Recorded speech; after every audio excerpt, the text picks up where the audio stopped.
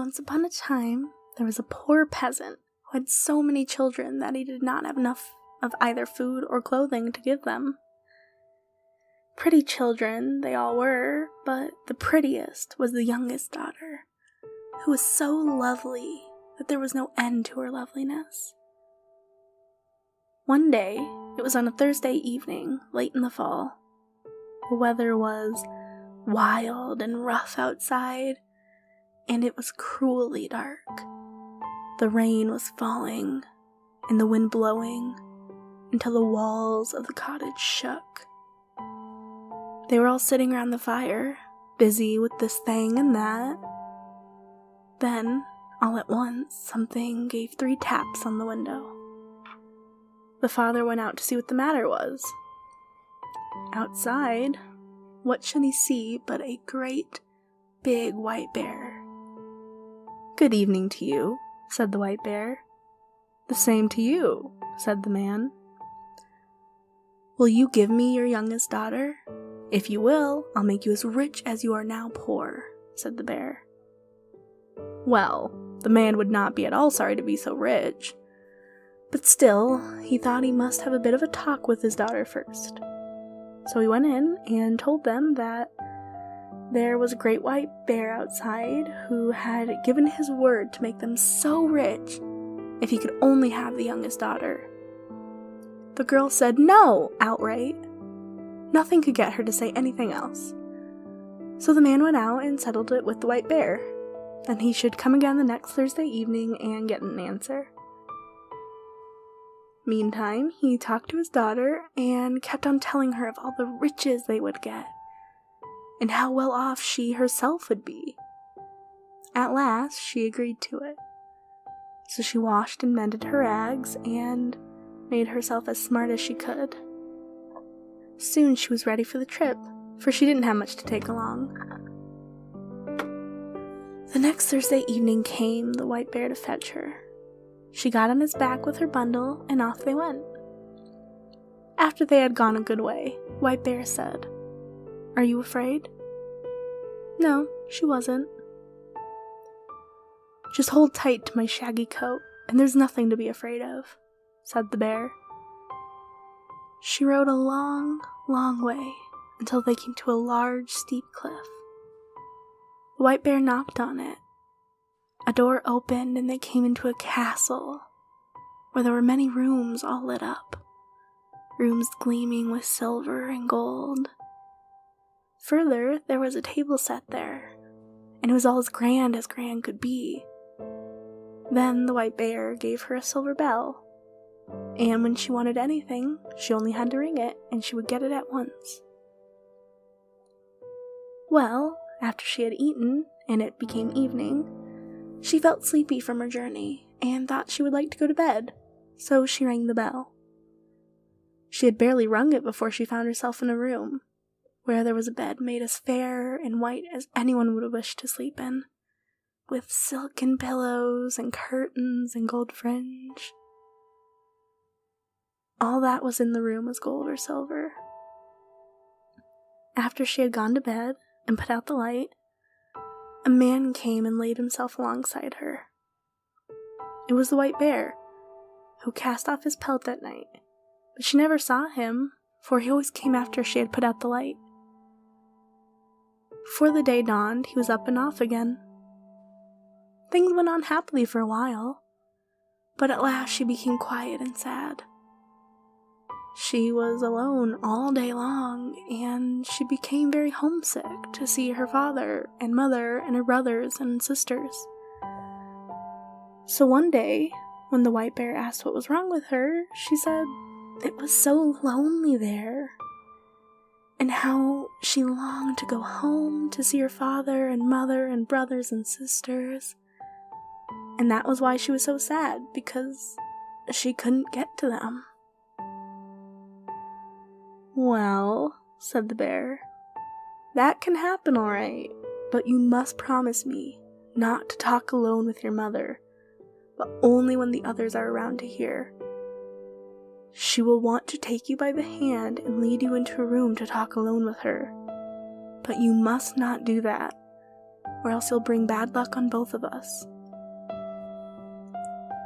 So, one Sunday, the white bear came and said that they could now set off to see her father and mother. Off they went, she sitting on his back, and they went far and long. At last they came to a grand house. Her brothers and sisters were outside running about and playing. Everything was so pretty, it was a joy to see. "This is where your father and mother live now," said the white bear. "Now don't forget what I told you, else you'll make us both unhappy." "No, heaven forbid, she not forgot." When they reached the house, the white bear turned around and left her. She went in to see her father and mother, and there was such joy that there was no end to it. None of them could thank her enough for all she had done for them. They now had everything they could wish for, as good could be. Then they wanted to know how she was. "Well," she said, "it was very good to live where she did. She had all she wished." I don't know what else she said, but I don't think she told any of them the whole story. That afternoon, after they had eaten dinner, everything happened as the white bear said it would.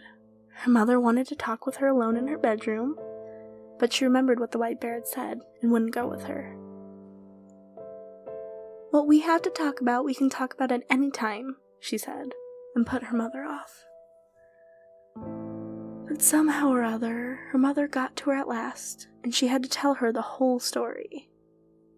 She told her how every night after she had gone to bed, a man came and lay down beside her as soon as she had put out the light, and how she never saw him because he was always up and away before the morning dawned, and how she was terribly sad, for she wanted so much to see him, and how she was by herself all day long, and how dreary and lonesome it was. "Oh dear," said her mother, "it may well be a troll you are sleeping with. But now I'll give you some good advice how to see him. I'll give you a candle stub, which you can carry home in your bosom.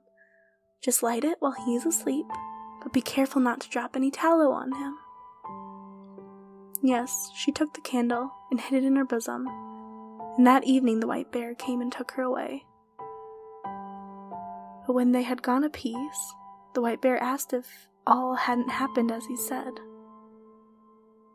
She couldn't deny that it had. "Take care," said he. "If you had listened to your mother's advice, you will bring bad luck on both of us, and it will be finished with the two of us." "No, by no means." So, when she reached home and had gone to bed, it was the same as before. A man came and lay down beside her, but in the middle of the night, when she heard that he was fast asleep, she got up and lit the candle. She let the light shine on him and saw that he was the most handsome prince one had ever set eyes on. She fell so deeply in love with him that she couldn't live if she didn't give him a kiss at once. And so she did, but as she kissed him, she let 3 drops of hot tallow drip onto his shirt, and he woke up. "What have you done?" he cried. "Now you've made us both unlucky, for you held out only this 1 year. I would have been free. I have a stepmother who has bewitched me, so that I am a white bear by day and a man by night. But now all ties are broken between us. Now I must leave you for her. She lives in a castle east of the sun and west of the moon. And there too is a princess, one with a nose 3 yards long, and now I will have to marry her." She cried and grieved, but there was no help for it. He had to go. Then she asked if she could go with him. No, she could not. "Tell me the way then," she said, "so I can look for you. Surely I may do that." Yes, she could do that, but there was no way leading to the place. It lay east of the sun and west of the moon, and she'd never find her way there.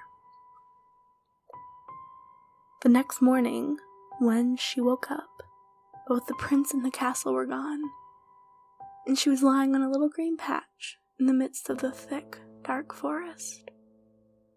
And by her side lay the same bundle of rags she had brought with her from her old home. When she had rubbed the sleep out of her eyes, she cried and cried until she was tired. She set out on her way and walked many, many days until she came to a high cliff. An old woman sat under it and played with a golden apple which she tossed about. The girl asked her if she knew the way to the prince who lived with the stepmother in the castle east of the sun and west of the moon, and who was to marry the princess with the nose 3 yards long. "How did you come to know about him?" asked the old woman. "Maybe you are the girl who should have had him?" "Yes, she was." So, it's you, is it?" said the old woman. "Well, all I know about him is that he lives in the castle east of the sun and west of the moon, and that you'll get there too late or never.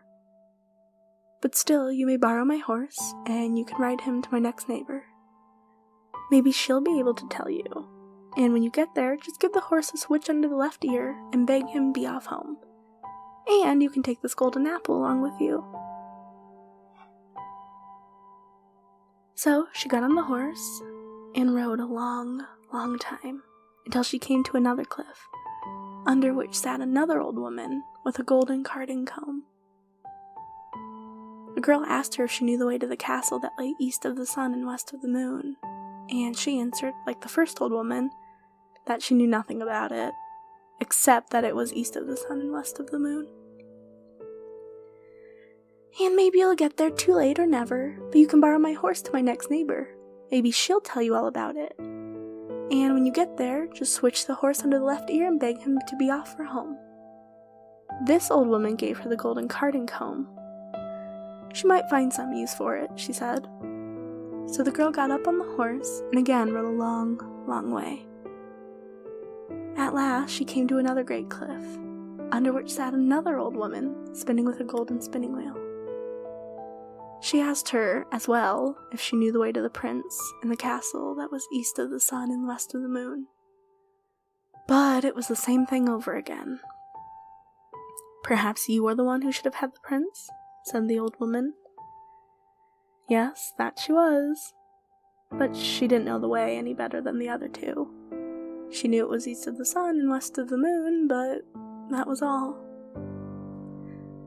"And you'll get there too late or never, but I'll lend you my horse. And then I think you'd best ride to the east wind and ask him. He knows his way around parts and can blow you there.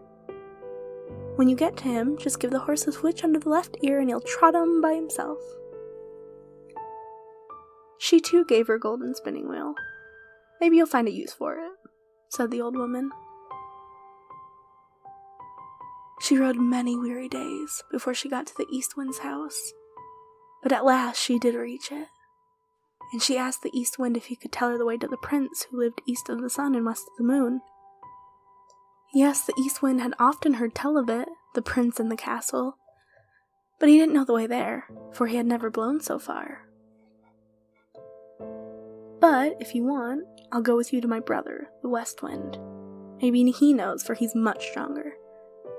If you'll just get on my back, I'll carry you there."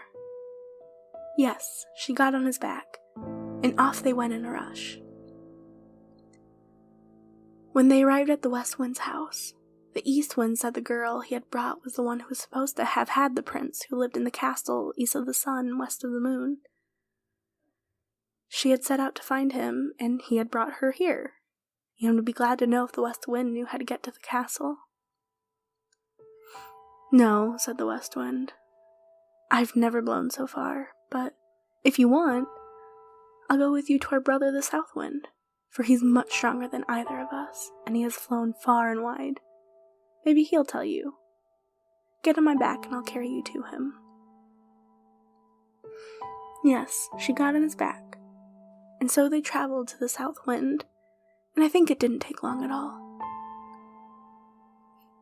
When they got there, the west wind asked if he could tell her the way to the castle that lay east of the sun and west of the moon, for she was the one who was supposed to have had the prince who lived there.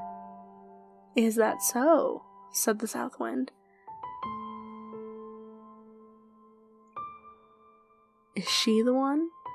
Well, I have visited a lot of places in my time, but I've not yet blown there. If you want, I'll take you to my brother the North Wind. He's the oldest and strongest of us all, and if he doesn't know where it is, you'll never find anyone in the world to tell you. Get on my back and I'll carry you there. Yes, she got on his back, and away he left his house at a good clip. They were not long underway. When they reached the North Wind's house, he was so wild and cross that he blew cold gusts at them from a long way off. "Blast you both, what do you want?" he roared at them from afar, so that it struck them with an icy shiver. "Well," said the West Wind, "you don't need to bluster so. For here I am, your brother, the South Wind, and here is the girl who is supposed to have had the prince who lives in the castle that lies east of the sun and west of the moon. And now she wants to ask you if you ever went there, and can show her the way, for she wants so much to find him again." "Yes, I know where it is," said the North Wind. "A single time I blew an aspen leaf there, but afterward I was so tired that I couldn't blow a puff for many days. But if you really wish to go there, and aren't afraid to come along with me, I'll take you on my back and see if I can blow you there." Yes, with all her heart, she wanted to and had to get there if it were at all possible, and she wouldn't be afraid, however madly he went. "Very well then," said the North Wind, "but you must sleep here tonight, for we must have the whole day before us if we're to get there at all." Early next morning, the North Wind woke her, and puffed himself up, and blew himself out, and made himself so stout and big that he was gruesome to look at. Off they went high up through the air, as if they would not stop until they reached the end of the world. Here on earth there was a terrible storm. Acres of forest and many houses were blown down, and when it swept over the sea, ships wrecked by the hundreds. They tore on and on. No one can believe how far they went. And all the while they still went over the sea, and the North Wind got more and more weary, and so out of breath he could barely bring out a puff, and his wings drooped and drooped, until at last he sunk so low that the tops of the waves splashed over his heels. "Are you afraid?" said the North Wind. No, she wasn't. They weren't very far from land now, and the North Wind had enough strength left that he managed to throw her up on the shore under the windows of the castle which lay east of the sun and west of the moon. But then he was so weak and worn out that he had to stay there and rest many days before he could go back home. The next morning, the girl sat down under the castle window and began to play with the golden apple. The first person she saw was the long-nosed princess who was to have the prince. "What do you want for your golden apple, you girl?" said the long-nosed one, as she opened the window. "It's not for sale, for gold or money," said the girl. "If it's not for sale for gold or money, what is it that you will sell it for?" "You may name your own price," said the princess. "Well, you can have it, if I may get to the prince who lives here, and be with him tonight," said the girl whom the North Wind had brought. Yes, that could be done. So the princess took the golden apple. But when the girl came up to the prince's bedroom that night, he was fast asleep. She called him and shook him and cried and grieved, but she could not wake him up. The next morning, as soon as day broke, the princess with the long nose came and drove her out. That day she sat under the castle windows and began to card with her golden carding comb, and the same thing happened. The princess asked what she wanted for it. She said it wasn't for sale for gold or money, but if she could have permission to go to the prince and to be with him that night, the princess could have it. But when she went to his room and found him fast asleep again, and however much she called and shook and cried and prayed, she couldn't get life into him. As soon as the first gray peep of day came, the princess with the long nose came and chased her out again. That day, the girl sat down outside under the castle window and began to spin with her golden spinning wheel. And the princess with the long nose wanted to have it as well. She opened the window and asked what she wanted for it. The girl said, as she had twice before, that that it wasn't for sale for gold or money, but if she could go to the prince who was there and be alone with him that night, she could have it. Yes, she would be welcome to do that. But now you must know that there are some Christians who had been taken there. While they were sitting in their room, which is next to the prince's, they had heard how a woman had been in there crying, praying, and calling to him for 2 nights in a row, and they told this to the prince. That evening, when the princess came with the sleeping potion, the prince pretended to drink it, but threw it over his shoulder, for he could guess it was a sleeping potion. So, when the girl came in, she found the prince wide awake, and then she told him the whole story of how she had come here. "Ah," said the prince, "you've come in the very nick of time, for tomorrow's to be our wedding day. But now I won't have the long nose, and you are the only woman in the world who can set me free. I'll say that I want to see what my wife is fit for, and beg her to wash this shirt which has 3 spots of tallow on it. She'll agree, for she doesn't know that you are the one who put them there. Only Christians, and not such a pack of trolls, can wash them out again. I'll say that I will marry only the woman who can wash them out, and ask you to try it." So there was great joy and love between them all the night. But next day, when the wedding was planned, the prince said, "First of all, I'd like to see what my bride is fit for." "Yes," said the stepmother with all of her heart. "Well," said the prince, "I've got a fine shirt which I'd like for my wedding shirt. But somehow or other it got 3 spots of tallow on it, which I must have washed out. I have sworn to marry only the woman who is able to do that. If she can't, then she's not worth having." Well, that was no big thing, they said, so they agreed. And the one with the long nose began to wash away as hard as she could. But the more she rubbed and scrubbed, the bigger the spots grew. "Ah," said the old troll woman, her mother, "you can't wash, let me try." But she hardly touched the shirt before it got far worse than before. With all her rubbing and wringing and scrubbing, the spots grew bigger and blacker, and the shirt got ever darker and uglier. Then all the other trolls began to wash, but the longer it lasted, the blacker and uglier their shirt grew, until at last it was black all over, as if it had been up the chimney. "Ah," said the prince, "none of you's worth a straw, you can't wash. Why, there, outside sits a beggar girl. I'll bet she knows how to wash better than the whole lot of you. Come in, girl," he shouted. She came in. "Can you wash this sheet clean, girl, you?" he said. "I don't know," she said, "but I think I can." And almost before she had taken it and dipped it into the water, it was as white as driven snow, and whiter still. "Yes, you are the girl for me," said the prince. At that, the old troll woman flew into such a rage, she exploded on the spot. And the princess with the long nose after her, and the whole pack of trolls after her. At least I've never heard a word about them since. As for the prince and princess, they set free all the poor Christians who had been captured and shut up there.